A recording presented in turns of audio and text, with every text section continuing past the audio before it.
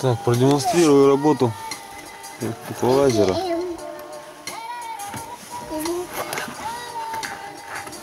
Вот, собственно, эквалайзер. Контакты. Все подсоединяется.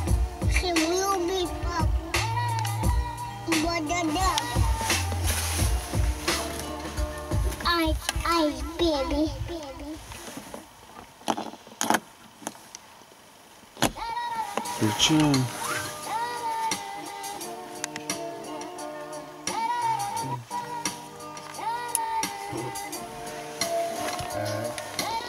Кто-то сказал, что я теперь все время буду писать только про Сэма, и он был прав, наверное. И если это упоминание будет слишком частым, я буду счастлив, значит я папа классный. Да нет же, я опасный рэпер с улицы. На моих тусах тонны запрещенного дуются, и тут сюсюкаться не собирается никто. Я расскажу о новом знакомом, он очень крутой. В один прекрасный день, не помню, среда или вторник, в нашем доме появился новенький. Мы с женой долго ждали прибытия важной персоны, парились, боялись, что его что-то не устроит. После долгой дороги он, видимо, сильно устал. Он много спал, и меняли цвет его глаза. Потом ползал, потом встал, потом пошел, потом что-то сказал на айпаде Тарзан. Меня выселил из комнаты, отправил в зал. Потом позвал себе няню, она живет теперь с нами. И все стало крутиться вокруг него. Куча людей, куча странных предметов, очень много всего. Иногда он орет, и непонятно, что он хочет. Бывает, плачет, но чаще всего хохочет. Так вот я о чем, он стал душой компании. Смотрится, конечно, супер. Несмотря на то, что он маленький. Если здесь у нас что?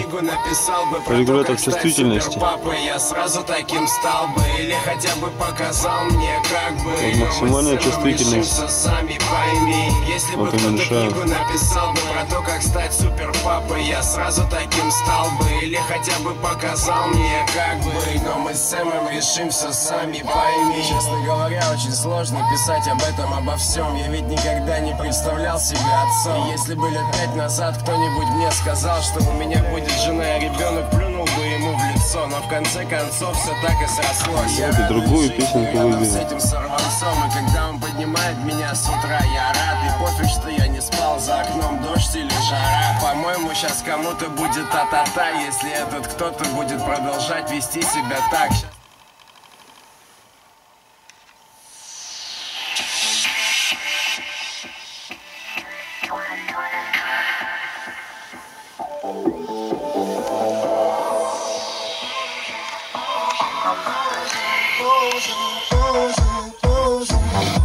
Наверное, я много вчера посмеялся о том, что я Богом не дам нам расстаться. Любовь это в небе, а вы приземлитесь. Теперь я один, кричу, помогите, как вы тренуете.